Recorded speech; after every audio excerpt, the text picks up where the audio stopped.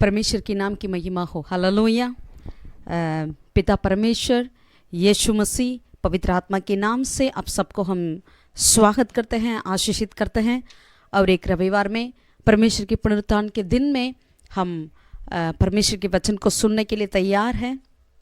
जैसे वचन में लिखा है, हम सिर्फ परमेश्वर के वचन को सुनने वाले नहीं, वरन हम उसके अनुसार करने वाले आप और हम हो। आमीन। हालेलुया। आइए हम वचन को पढ़ें। हम आज बाइबल में से कुछ ऐसे लोगों को देखना चाहते हैं जिन्होंने अपने विपत्ति के समय में, अपने संकट के समय में उन्होंने कैसा रहा, अपने आप को किस तरीक़ा से अकेला कर दिया है, लेकिन परमेश्वर ने उसी मुसीबत के बीच में उनसे कैसा प्रभु ने बातें की और कैसे उन्हें उस विपत्ति को आने से रोका या उसमें गुजर बाहर आने के लिए प्रभु ने मदद किया है करके आज हम थोड़ा सा ध्यान देना चाहते हैं। जैसे नीति वचन में 24 का 10वीं आयत इस तरह कहती है, यदि तू विपत्ति के समय साहस छोड़ दे तो तेरी शक्ति बहुत कम है। यदि तू विपत्ति के समय साहस छोड़ दे तो तेरा शक्ति बहुत कम है। यहाँ पर लिखा है, अगर जैसे मानिए अभी हमारे लिए कोरोना का जो संकट आ पड़ी है, सिर्फ हमारे नहीं वरन पूरी दुनिया भर में एक डिसास्टर, एक बहुत ही बड़ी खतरनाक की डिसास्टर आ पड़ी है। ये विरोधी को हम अपने आंखों से नहीं देख सकते हैं। अगर हमारा विरोधी आंखों में हम देख सकते हैं उन्हें तो वो तो और बात है, लेकिन ये वायरस को, कोविड-19 ये वायरस को हम देख नहीं पाते हैं, यही हमारी परेशानी है। लेकिन इस बड़ी विपत्ति के समय में हम सब अकेला में हैं, हम सब अपने अपने घर के अंदर लॉकडाउन में हैं, हम सब एक क्वारंटाइन में हैं, अकेलापन में हैं। तो इस ऐसे समय पर प्रभु कैसे हमें चला सकते हैं, हमें क्या करना है, उसके लिए इन बातों की और हम ध्यान दें। आइए हम पढ़ेंगे उत्पत्ति 32वें अध्याय, उसका 22 पद से लेकर हम पढ़ेंगे। उत्पत्ति 32वें अध्याय। यहाँ पर एक व्यक्ति को हम देखते हैं जिसका नाम है याकूब। आमीन। हालेलुया। याकूब जो है आप सब जानते हैं, उन्होंने अपने माँ बाप का घर छोड़कर अपने मामा के घर चला गया था, क्योंकि उन्होंने अपनी चालाकीपन से अपनी योजना के अनुसार अपने भाई को धोखा दिया, अपने पिता को धोखा दिया, अपने नाम के अनुसार। उनका नाम का अर्थ भी वही है। सो उन्होंने धोखा दिया, तो इसके चलते उनको अपने मामा के घर दौड़ना पड़ा। वहाँ अभी 20 साल हो चुका है, उन्होंने वहाँ पर शादी हो गई, अभी बच्चे हो गई, पत्नियाँ हैं और कई सारे उनका धन दौलत सब कुछ जानवर मिला। अभी याकूब ने वापस अपने पिता के घर लौट रहा था, लेकिन जब उन्होंने लौट कर आ रहा था, उनका दिल में ये बात आ पड़ी कि उनको अपना भाई ईसाव का नाम याद आया। ईसाव को उन्होंने धोखा दिया। कैसा धोखा? बहुत बड़ी धोखा, मतलब पहलौटा को, आशीर्वाद को इन्होंने ले लिया है। एक सूप उनको खिला के उन्होंने ले लिया है। तो इसीलिए अभी इनके मन में आ गया कि अभी जरूर एसाव मुझे मार डालेगा अगर मैं लौट जाऊंगा तो करके। ऐसी सोच में इन्होंने क्या किया, खुद अपनी योजना दोबारा अपनी योजना को वहाँ पर चालू किया। क्या योजना थी? उन्होंने अपने पास जितने भेड़ बकरियाँ, लोग, जानवर सब कुछ थे, उन्हें 2 भाग किया, 2 झुंड किया और एक को आगे चलाया, एक को पीछे रखा। तो इन्होंने सोचा अगर इसे ऐसे मैं करूँगा तो अगर मेरा तो कुछ तो बच जाएगा, अगर ये सब आकर मुझे मार डालेंगे तो कुछ तो बचेगा करके उन्होंने योजना की। ऐसी योजना के अनुसार जब उन्होंने ये साहब से मिलने के लिए कुछ लोगों को भेजा अपने नौकर से, तो उन्होंने उनसे मिलकर आकर कह रहे थे एसाव भी आपसे मिलने के लिए 400 लोगों को लेकर आ रहा है करके उनको खबर मिला। तब खबर मिला तो इन्होंने बहुत ही सुनिएगा, इसने अपने पिता का घर जा रहा है, लेकिन अपने उनका बड़ा भैया 400 लोगों को अगर एक शांति का बात है तो इनको क्यों जरूरत है 400 लोगों को लेकर आने के लिए। लेकिन जब इन्होंने सुना 400 लोग से ये सब आ रहा है करके बहुत ही डर गया। जरूर कोई भी हो तो डरेंगे ही, तो डर गया तो उन्होंने क्या किया, आइए पढ़ेंगे 32वीं अध्याय उत्पत्ति का 7वीं आयत में। तब याकूब बहुत डर गया और संकट में पड़ा, और संकट में पड़ा। तो तब इन्होंने डर गया और संकट में आ गया। अभी भी फिर भी इन्होंने क्या किया, अपना योजना को वहाँ पर पूरा कर रहा है। फिर जैसे अपनी प्लान को करते करते ही बीच में इन्होंने परमेश्वर को भी याद किया। क्या याद किया, वचन 9 से लेकर हम पढ़ेंगे। फिर याकूब ने कहा, हे यहोवा, हे मेरे दादा अब्राहम के परमेश्वर, हे मेरे पिता इसहाक के परमेश्वर, तूने तो मुझसे कहा था कि अपने देश और जन्मभूमि में लौट जा और मैं तेरे भलाई करूँगा। यहाँ पर याकूब कह रहा है, प्रभु आप ही तो कहते थे मेरे बाप दादाओं का, मेरा पिता का परमेश्वर, आपने कहा तू अपने जन्मभूमि की और लौट जा, मैं तेरी भलाई करूँगा। इसका मतलब अब तो कहा भलाई करूँगा खुदावन, लेकिन अब तो मेरा लग रहा है कि मेरा भाई मुझे मार डालने आ रहा है। इसमें कहाँ कुछ भलाई दिखाई दे रहा है, इसमें तो सारी बुराइयां दिखाई दे रही है। ऐसे उन्होंने ना कहा, लेकिन ऐसे वो कह रहा है कि तू तो कहा भलाई करूँगा, लेकिन क्या भलाई हो रहा है। इनका माइंड वॉइस में हो रहा है कि क्या भलाई परमेश्वर, ये तो एसाव ने मुझे और मेरे सारे कुटुंबियों को मार डालने के लिए आ रहा है करके ऐसा हो रहा है। 10वीं आयत में, तूने जो जो काम अपनी करुणा और सच्चाई से अपनी दास के साथ किए हैं, कि मैं जो अपना छड़ी ही लेकर इस यरदन नदी के पार उतर आया, और अब मेरे 2 दल हो गए हैं। तेरे ऐसे ऐसे कामों में से मैं एक भी योग्य तो नहीं हूँ। लेकिन एक बात अच्छा है, उन्होंने अपने आप को यहाँ पर परमेश्वर उन्होंने उनके जीवन में जो कार्य किया है, उन कार्य को इन्होंने याद किया था, उन कार्य को इन्होंने याद किया था। परमेश्वर जो इनसे वादा किया उन्हें भी याद किया, और अपने जीवन में परमेश्वर जो भलाई की उन भलाइयों को भी यहाँ पर याकूब ने याद किया था। तो याद कर वो कह रहा है, मैं किसी भी काम की योग्य नहीं, मैं बस एक लाठी लेकर इसे पार किया यरदन को, लेकिन अभी तो मेरे पास इतनी बड़ी झुंड है, 2 कंपनियां हैं, 2 दल हैं। मेरी विनती सुनकर मुझे मेरे भाई एसाव के हाथ से बचा, मैं तो उससे डरता हूँ कहीं ऐसा ना हो कि वह आकर मुझे सब और सारे लोगों को मार डालें। तूने तो कहा है कि मैं निश्चय तेरी भलाई करूँगा और तेरे वंश को समुद्र की बालू के किनकों के समान बहुत करूँगा, जो बहुत आयत के मारे गिने नहीं जा सकते। हालेलुया।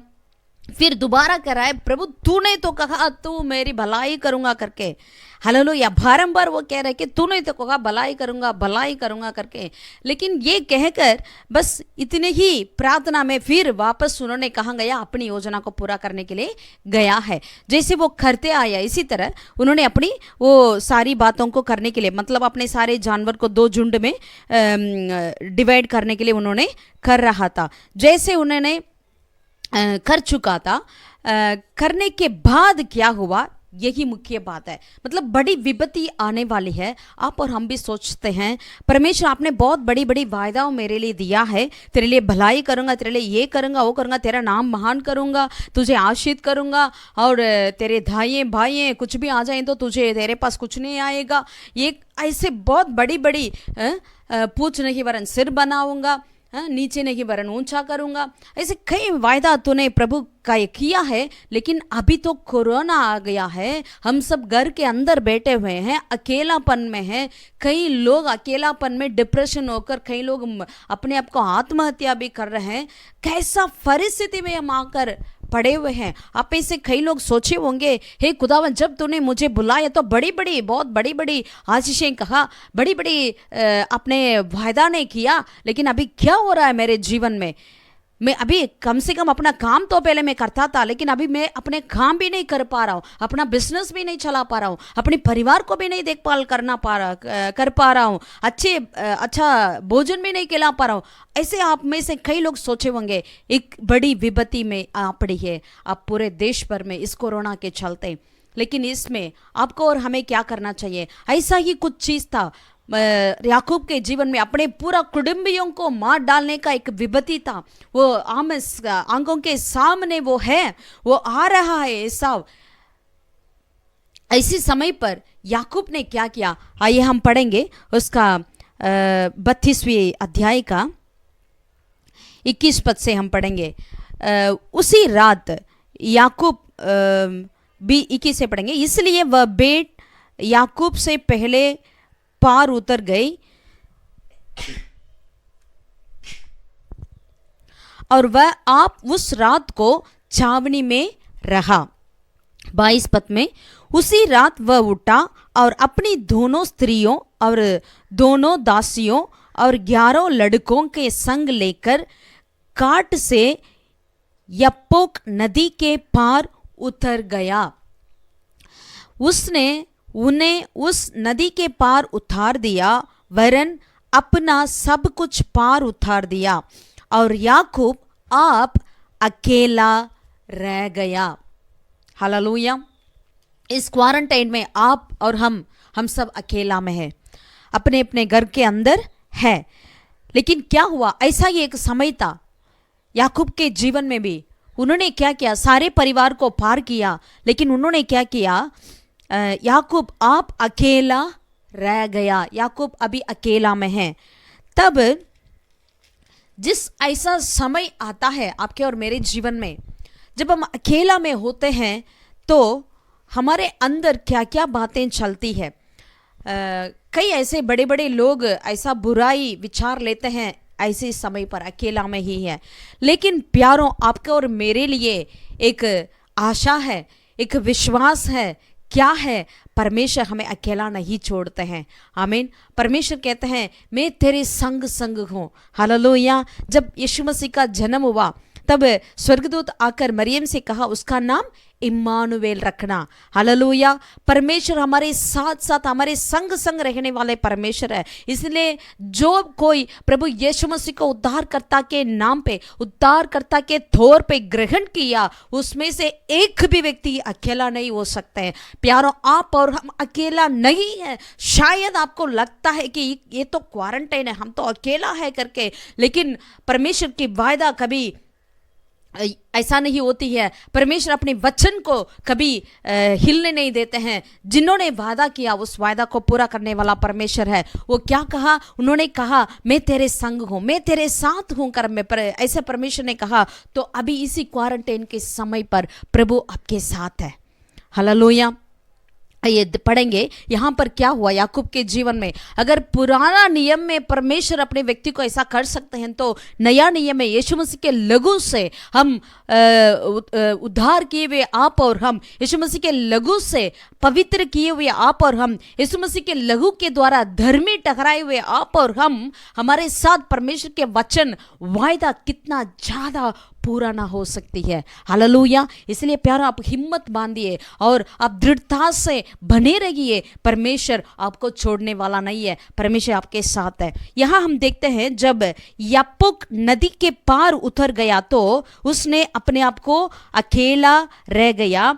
तब हालेलुया, जब उन्होंने अकेला हो गया, आपके और मेरे जीवन में जब हमारे लिए बिल्कुल ऐसा एक महसूस होती है, उसी वक्त बिल्कुल परमेश्वर हमारे बीच में उतर आते हैं। और जैसे यीशु ने कहा मैं जा रहा हूं, लेकिन मैं अपनी शांति को देता हूं। हालेलुया। जो शांति ये दुनिया नहीं दे सकती, वैसे शांति को मैं तुम्हें देता हूं करके यीशु ने कहा। वैसे शांति से आपको और मुझको प्रभु भरेंगे। आमीन। यहाँ पर जब अकेला हो गया याकूब ने, वचन 24 में वो वहां पर लिखा है, तब कोई पुरुष आकर पौ फटने तक उससे मल्लयुद्ध करता रहा।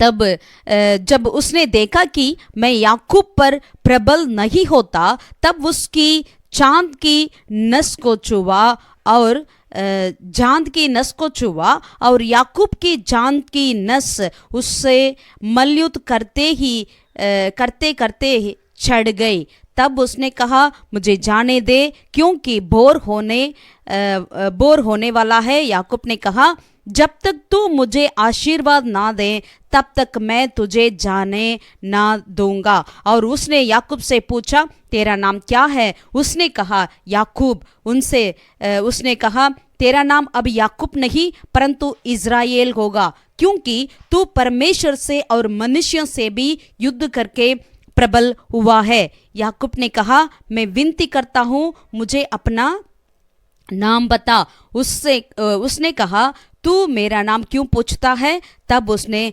उसको वही आशीर्वाद दिया है।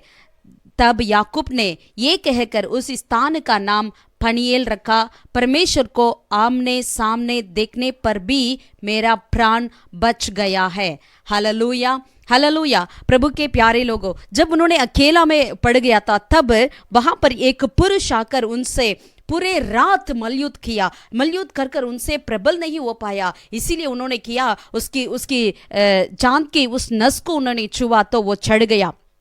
तो इसीलिए भोर होते ही उन्होंने कहा, मुझे जाने दो करके। प्यारों, जब ये यहाँ पर एंजल ऑफ द लॉर्ड करके लिखा है, परमेश्वर का दूत करके लिखा है, परमेश्वर का दूत आकर याकूब से मल्लयुद्ध किया, प्रबल नहीं हो पाया, तो इसीलिए उन्हें नस को छुआ है, वो चढ़ गया है। उसके बाद अभी याकूब अकेला में खड़ी नहीं हो पा रहा था।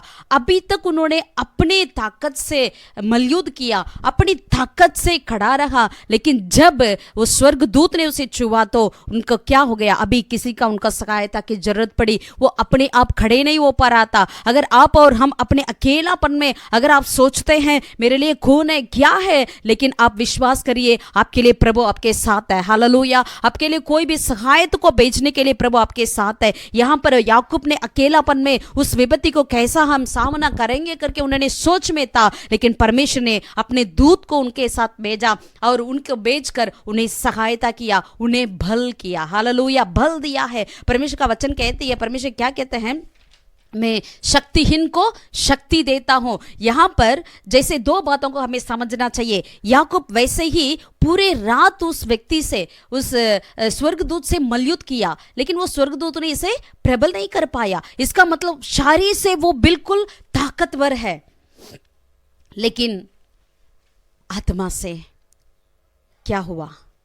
हालेलुया, वो बहुत डर गया था, वो बहुत डर गया था। वचन में हम पढ़ते हैं, शारीर में से वो बहुत ही ताकतवर है, लेकिन आपके और मेरे लिए भी शायद लगता है शारीर में के तौर पे आप और हम ताकतवर है, लेकिन हमारी आत्मा अगर कमजोर क्यों ना हो, लेकिन इसी क्वारंटाइन के समय पे प्रभु आपको बल देने के लिए, शक्ति देने के लिए प्रभु आपको और मेरा सहायता को ऊपर से भेजते हैं, अपने स्वर्ग से भेजेंगे। Hallelujah, hallelujah. इसलिए पवित्र आत्मा हमारे अंदर आते हैं। इसलिए हम प्रेरितों के पहला अध्याय 8वीं आयत में पढ़ते हैं, जब पवित्र आत्मा तुम पर आएगा तो तुम बल प्राप्त करोगे।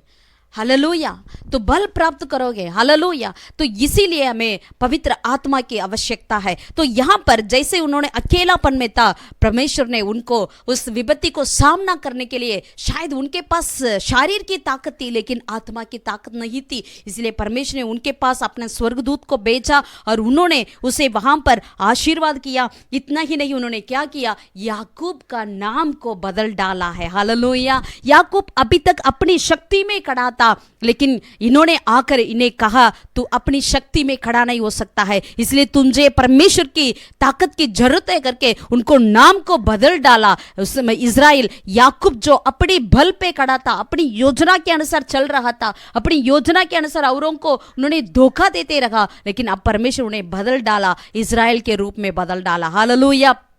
इज़राइल मतलब परमेश्वर का एक राजकुमार है, प्रिंस ऑफ गॉड है। तो इज़राइल जब उन्होंने बदल दिया तो उनका सारा आत्मा बदल दिया, उनकी सोच विचार बदल दी। अभी उन्होंने क्या कह रहा है? अभी उनको नाम को पूछ रहा था, तब उन्होंने किया, तू मेरा नाम क्यों पूछता है करके उस जगह का उन्हें वहीं पर उन्हें आशीर्वाद किया। जब वहां पर उन्हें आशीर्वाद किया, तो उन्होंने उसी जगह का, याकूब ने उस नाम भनिएल करके रख दिया। मतलब परमेश्वर को मैंने रूबरू, उनको फेस टू फेस मैंने देखा करके उसी जगह का नाम को भनिएल रखा था। हालेलुया। वो कौन सी जगह था? यप्पोक करके एक नदी था। यप्पोक का मतलब अपने आप को एम्प्टी करना, खाली करना है। जब तक आप और हम अपने आप को खाली नहीं करेंगे, अकेलापन में इस क्वारंटाइन के समय पर परमेश्वर के उपस्थिति में अपने आप को दीन ना करें, अपने आप को खाली ना करें, अपने आप का नम्र ना करें, तो परमेश्वर आपके और मेरे जीवन में और कोई नई शक्ति को नहीं दे सकते हैं। प्यारों, इसीलिए आज इसी समय को आप इस्तेमाल करिए। आप अकेलापन में क्यों ना हो, लेकिन हम अपने आप को दीन करें। यप्पोक नदी, उसका अनुभव, यप्पोक नदी का अनुभव मतलब अपने आप को खाली करना, नम्र करना, दीन करना, ये बातें हमें हमारे अंदर होने पाए, हमारे आत्मा में कुछ बदलावटें होने पाए, ताकि आप और हम परमेश्वर के लिए उस आने वाली विपत्ति को, या जो अभी इससे भी अगर कोरोना से भी बड़ी सी कोई अब विपत्ति क्यों ना आए, उससे भी हमें सामना करने के लिए प्रभु आपको और मेरे अंदर ताकत देते हैं। हालेलुया। जैसे हम नया नियम में यीशु मसीह ने कहा, सिर्फ तेरे देह को, तेरे शरीर को नष्ट करने वाले को नहीं, वरन आत्मा को भी नष्ट करेंगे, उनसे आप डरो करके प्रभु कहते हैं। शायद ये कोरोना हमारे शरीर को कुछ कर सकती है, लेकिन हम इससे हमारा ज़्यादा डर किसके लिए होना चाहिए? परमेश्वर के ऊपर होना चाहिए। परमेश्वर का भय हमारे अंदर, आपके अंदर होना चाहिए। Hallelujah, hallelujah.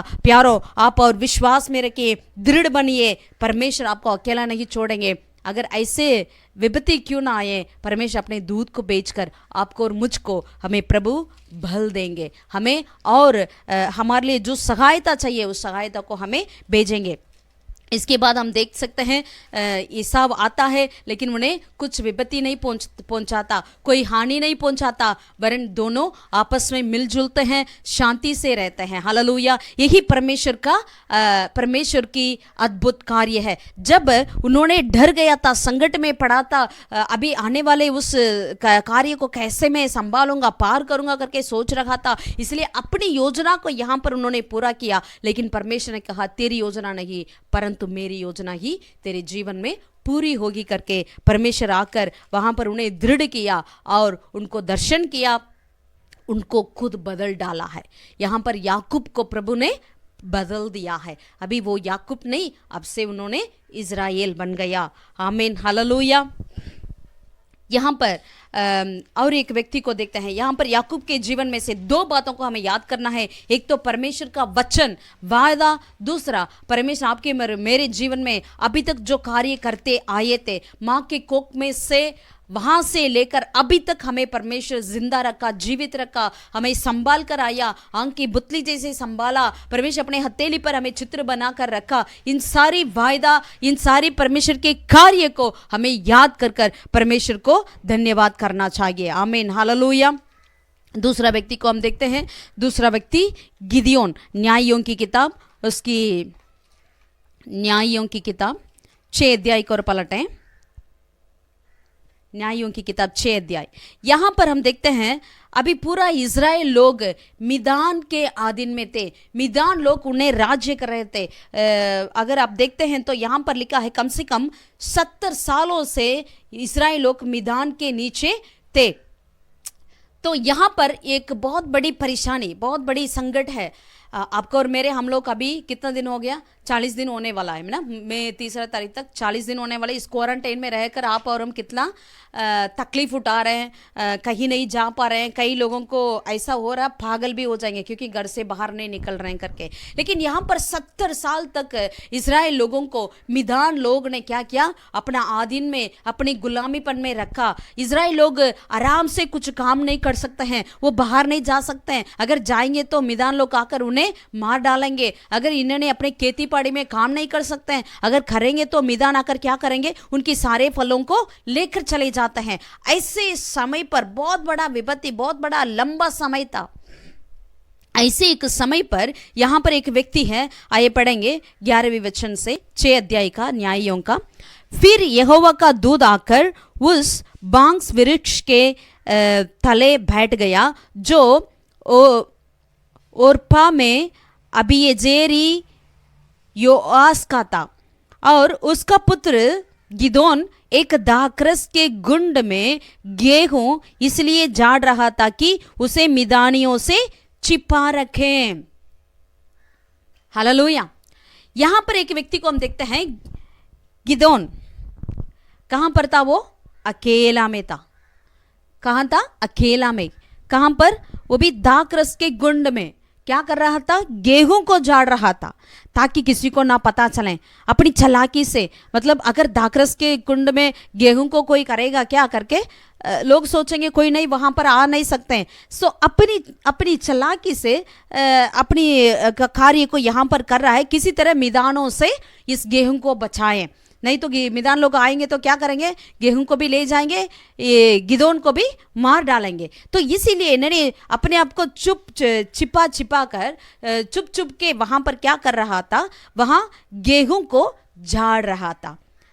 दरअसल सोचिए उनके दिमाग में क्या क्या नहीं चलता होगा। 70 सालों से हमारा हालत ऐसा है खुदावन, कब हमारी आज़ादी होगी? अभी 40 दिन होने वाला है खुदावन, कब हमारे इस कोरोना से आज़ाद होगा? कब इस कोरोना हमारे दुनिया से हट जाएगी? हम सब ऐसे एक कुड़कुड़ाते हुए, है ना, ऐसे हम रहते हैं। तो शायद गिदोन भी ऐसा एक हालत में वहां पर गेहूं को झाड़ता होगा। उसके मन में सोचा होगा, प्रभु मैं अकेला व्यक्ति, अकेला में मैं ये काम कर रहा हूँ, मैं क्या करूँगा? कब हम सबका आज़ाद होगा करके वो सोचता होगा। उसी वक्त वहां पर कौन आया? स्वर्गदूत आया। हालेलुया। प्यारा, आप और हम अकेला नहीं है। अगर पुराना नियम के लोगों के लिए प्रभु इतना तरस खा सकते हैं तो आपका और मेरा हमारे लिए क्यों ना करेंगे? वो नियम, उस समय मूसा का नियम चलता था। अगर उसी वक्त ही प्रभु इतना तरस खा सकते हैं तो अपनी कृपा उंडेल सकते हैं, तो अभी हमारा कृपा का समय है। We are living in the grace time, grace period. कलीसिया जो है एक ग्रेस में रह रही है, अनुग्रह का समय है। इस समय क्यों प्रभु ज्यादा हम पर अनुग्रह ना करे? हालेलुया। लेकिन हमें क्या करना चाहिए? हमें अपने आप को दीन करना चाहिए। जैसे याकूब को हमने देखा, याकूब ने जब तक यप्पो की अनुभव उनके जीवन में नहीं आया, जब तक उन्होंने इज़राइल नहीं बना, तब उन्होंने बेनियेल को नहीं देख पाया, बेनियेल को दर्शन नहीं कर पाया, मतलब परमेश्वर को आमने सामने नहीं देख पाया। इसी तरह यहाँ पर गिदोन ने अकेला में आकर उन्होंने अपने गेहूं को दाखरस की गुंड में आकर उन्होंने क्या कर रहा था? झाड़ रहा था। तब परमेश्वर ने वहां पर अपने दूत को भेजा। दूत को भेजकर उन्होंने पहली बात क्या कह रहा था उनसे, गिदोन से? वो ये कहता है, पढ़ेंगे हम, गिदोन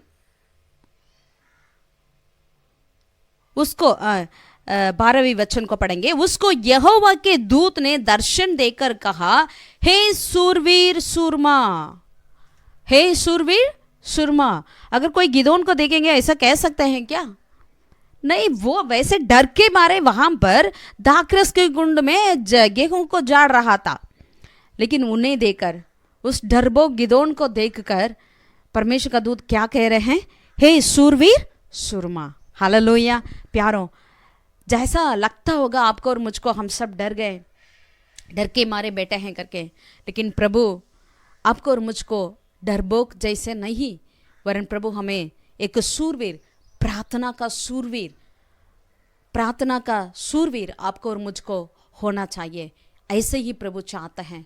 हालेलुया। इसीलिए प्रभु अपने दूत को भेजे हैं। इसीलिए हमें, आपको और मुझको ऐसे बनाने के लिए ही प्रभु यीशुआ को परमेश्वर ने भेजे हैं, ताकि आप और हम प्रार्थना का सूरवीर बने। हालेलुया। तो उसके बाद हम देख सकते हैं गिदोन ने गया और सारे उस मूर्तियों को गिरा दिया और सफाई किया। फिर उन्होंने मैदानों से विजय पाया करके हम पढ़ते हैं। हालेलुया। प्यारों, शायद आप और हम सोच रहे हैं ये विपत्ति हटना है करके, लेकिन प्रभु क्या करते हैं पता है? उस विपत्ति से होकर विजयता से निकलने के लिए ताकत देते हैं। हालेलुया। हालेलुया। प्रभु क्या देते हैं? हटाते हैं नहीं, वरन उसके बीच में वो कोई भी टेम्पटेशन क्यों ना हो, कोई भी अकेलापन क्यों ना हो, विपत्ति क्यों ना हो, संकट क्यों ना हो, कोई भी बात क्यों ना हो, लेकिन उसमें से होकर हमें बाहर आकर विजयता के साथ बाहर आने के लिए प्रभु आपको और मुझको मदद करते हैं, सहायता को भेजते हैं। इस बात को याद में रखिएगा। हम भी जरूर इस क्वारंटाइन पीरियड को, इस कोरोना के समय को पार करेंगे विजयता के साथ। Hallelujah, hallelujah. हम हारने वाले नहीं, हम विजय को प्राप्त करने वाला है, क्योंकि आपका और मेरा परमेश्वर मृत्यु से विजय पाया। हालेलुया। इसीलिए आप और हम भी विजय का परमेश्वर को आराधना करने वाले आप और हम जरूर, हम भी इस विपत्ति से भी विजय को प्राप्त करेंगे। हालेलुया। आइए तीसरा एक व्यक्ति को हम देखते हैं।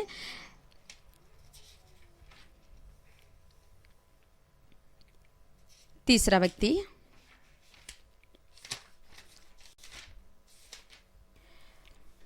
हम सब जानते हैं, दानियल की किताब में से शाद्रक, मेशक, अबेदनेगो। हालेलुया। यहां पर ये तीनों में भी कैसा है, ये तीन व्यक्ति भी अकेलापन में हैं, अलग हो गया। पूरे देश में से इन तीनों को अलग किया गया है। हालेलुया, अलग किया गया। और ये तीनों ने क्या गलती की, ये तीनों ने जो राजा खड़ा किया उस मूर्ति को दंडवत नहीं किया, इसके चलते उन्हें क्या किया गया है। तब नबूकदनेस्सर 19वीं अध्याय वचन को हम पढ़ेंगे, 3रा अध्याय का। उन्हें क्या किया, उन तीनों को बांध कर उन्हें ततकते हुए भट्टे में डाल दिया गई, आग की भट्टी में उन्हें डाल दिया गई। तब क्या हुआ वहां पर हम देखते हैं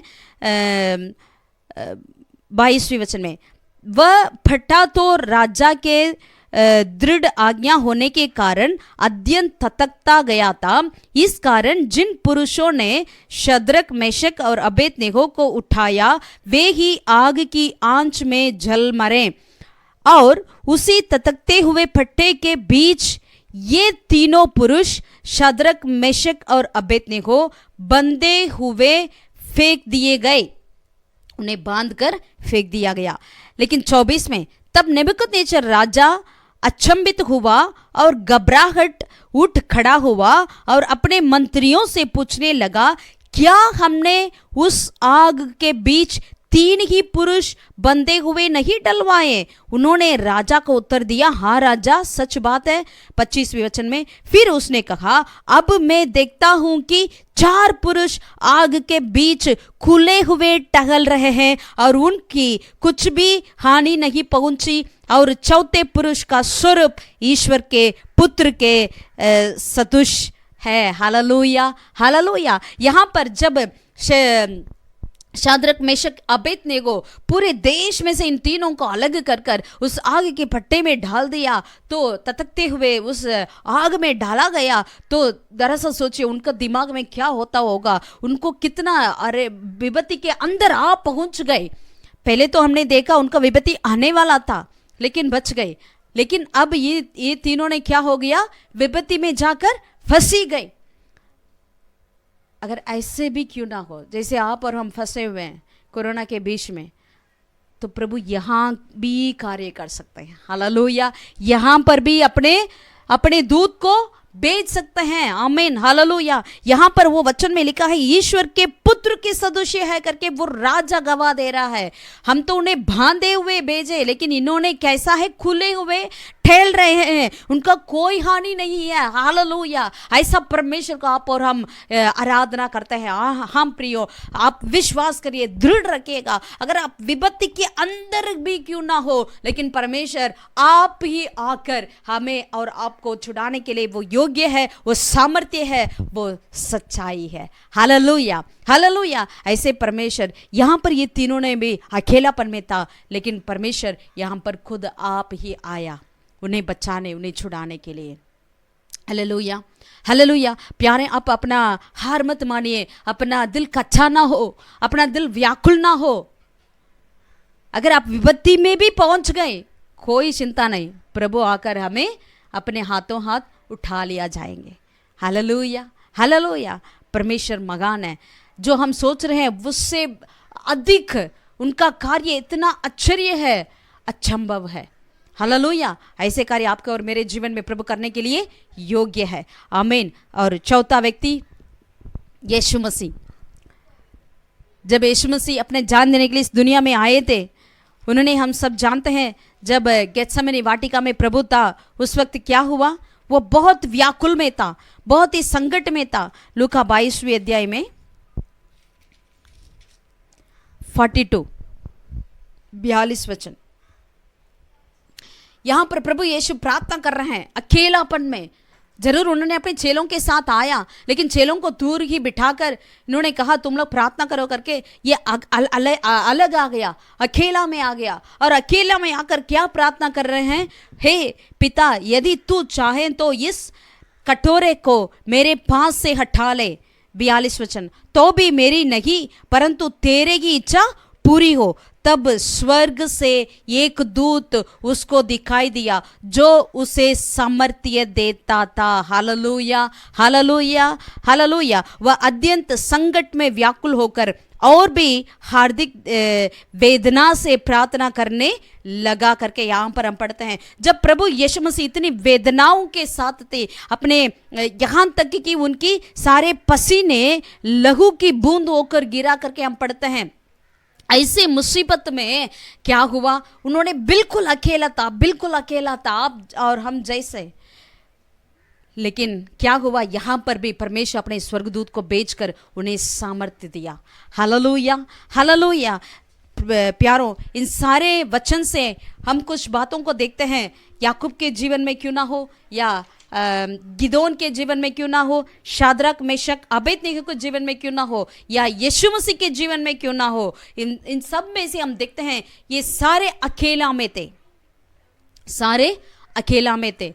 और इन्होंने जो विपत्ति आने वाली है या विपत्ति आ पड़ी है वैसे स्थिति में थे, उस विपत्ति के अंदर गुजर कर ये जा रहे थे।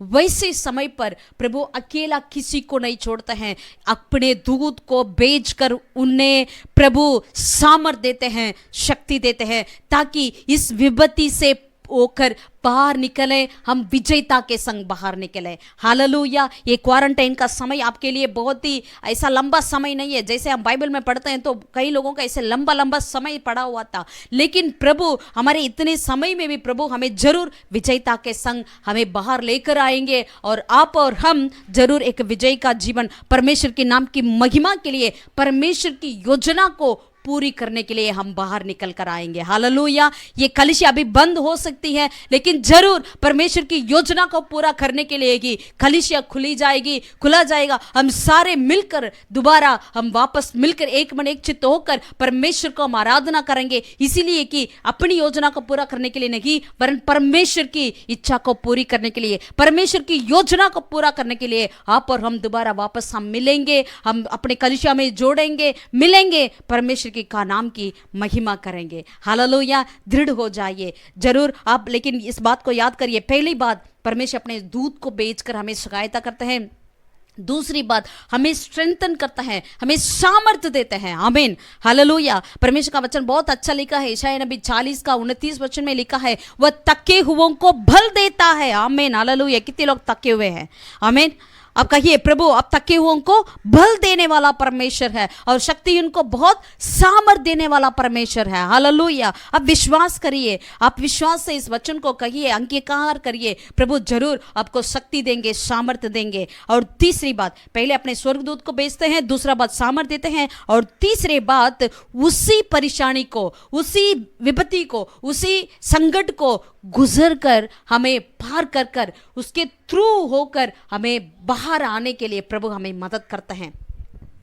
अगर इस वचन को सुनने वाले में से अगर कोई भी किसी भी परेशानी में क्यों ना हो, या इस कोरोना की इन्फेक्शन क्यों ना हो, आप विश्वास करिए, प्रभु आपको अकेला नहीं छोड़े हैं, आप इस कोरोना से बाहर आएंगे। हालेलुया। इस वायरस से आप विजयी होकर बाहर आएंगे। हालेलुया। क्योंकि मेरा आपका परमेश्वर ऐसा एक परमेश्वर है जिसने बहुत ही आश्चर्य कर्म करने वाला, अचंभित कार्य करने वाला आपके और मेरे जीवन में। आमीन। इसीलिए आप विश्वास करिए, आप दृढ़ हो जाइए, परमेश्वर आपको जरूर इससे होकर बाहर आने के लिए आपको मदद करेंगे। और यशायाह नबी 43 का एक दूसरा वचन को हम पढ़ेंगे, यशायाह 43 वचन 2। यहाँ पर प्रभु कहते हैं जब तू जल में होकर जाए मैं तेरे संग संग रहूंगा, और जब तू नदियों में होकर चले तब वे तुझे ना डुबा सकेंगी, जब तू आग में चले तब तुझे आंच ना लगेगी, और उसकी लौ तुझे तुझे ना जला सकेगी, क्योंकि मैं यहोवा तेरा परमेश्वर हूं, इज़राइल का पवित्र मैं तेरा उद्धार करता हूं। तेरी चढ़ौती में मैं मिस्र को और तेरी बदले गूस देश सभा को देता हूं। हालेलुया हालेलुया, क्योंकि मेरी दृष्टि में तू अनमोल और प्रतिष्ठिता टकरा है। हालेलुया, हम सब कहें क्या, प्रभु के नजर में आप और हम कैसा है, दृष्टि में अनमोल है। हालेलुया, आप और हम अनमोल है, ये कलिसिया अनमोल है परमेश्वर के दृष्टि में। इसीलिए अगर हम उस जल में होकर जाएं तब भी वो हमारा कुछ नहीं कर सकता, क्योंकि परमेश्वर हमारा संग संग है। हम नदियां में होकर निकलें तब भी वो तुझे हमें डुबा नहीं सकती, या आग में होकर चलें तब भी वो आग हमारे ऊपर ना लगेगी, उसका आंच हमें कुछ नहीं कर सकता है। हालेलुया प्यारों, इसीलिए दृढ़ता हो जाइए, आप हिम्मत बांधिए, क्योंकि परमेश्वर जिसने कहा मैं तेरे संग संग हूं करके, उन्होंने कर कर भी दिखाता है, हमें अकेला नहीं छोड़ता है, वरन हमारे संग है। आमीन हालेलुया, प्रभु इस वचन से आपको आशीष करें। आमीन। और एक बहुत ही मुख्य बात को बताना चाहते हैं, अभी आप सुने होंगे, जैसे पिछले हफ्ते में हमने कहा, जो बिल गेट्स जो माइक्रोसॉफ्ट का बड़ा फाउंडर है, जो बिल गेट्स और उनकी पत्नी के नाम पे एक फाउंडेशन है, मेलिंडा फाउंडेशन जो है, उससे द्वारा अभी जो ये कोरोना के लिए एक वैक्सीनेशन वो निकालने के लिए कोशिश कर रहे हैं। उनका अपना 7 जो मैन्युफैक्चरिंग यूनिट है उसमें से उन्होंने ये बात करना के लिए चाह रहे हैं। उसमें से ये वैक्सीनेशन कैसा होगा, एक चिप है, ये वैक्सीनेशन नहीं है, क्या है, वाक्य में एक चिप है, एक चिप लगाया जाएगा ताकि लोगों को वो अपने सर्वेलेंस में रख जाएं और किसके अंदर वायरस है या नहीं है करके देखने के लिए ये ऐसा योजना कर रहे हैं। सिर्फ कोरोना के लिए नहीं, आने वाला समय में भी अगर कैसे भी बातें क्यों ना हो, इसलिए हर व्यक्तियों को सर्वे करने के लिए, सर्वेलेंस में रखने के लिए ये चिप को लेकर आने के लिए कह रहे हैं।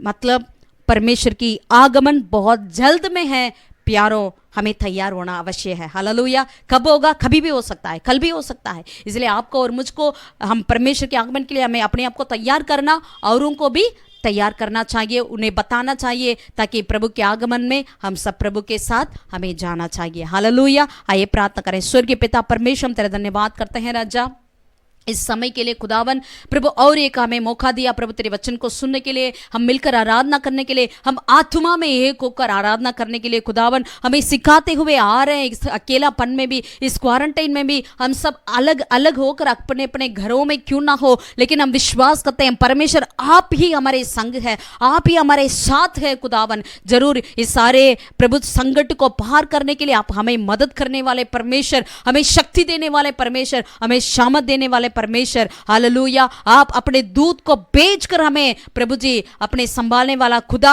हम तेरा धन्यवाद करते हैं राजा। इस समय में भी अगर जो भी लोग इस अकेलापन में, अगर कोई डिप्रेशन में चले गए क्यों ना हो, या कोई ऐसा वैसा सोचते क्यों ना हो, तेरे विरोध की बातें खुदावन अभी ऐसे सारी बातें उनके दिमाग से हटने जाएं खुदावन। प्रभु हम इस समय को प्रभु विजयता के साथ पार करने पाए खुदावन, आप मदद कर राजा, आपके हर एक वचन हमारे जीवन में पूरी होने पाए खुदावन। इस समय में भी हमारी इच्छा नहीं वरन आपकी इच्छा पूरी होने पाए, आपकी इच्छा पूरी होने पाए।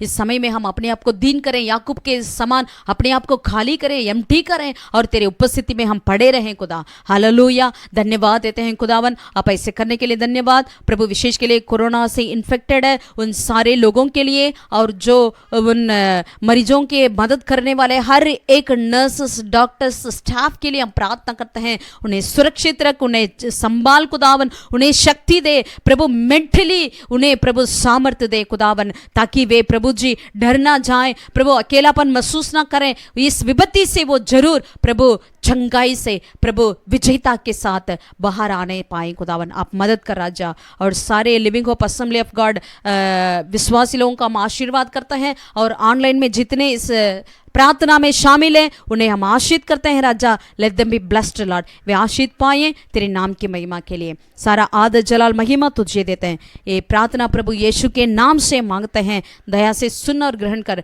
हमारे जीवित प्यारे परमेश्वर, आमीन आमीन हालेलुया। प्रभु आपके साथ रहें, आप दृढ़ हो जाइए, आप हिम्मत बांधिए, क्योंकि यहोवा परमेश्वर आपके और मेरे साथ है। Hallelujah. God bless you all. सबको जय मसीह की।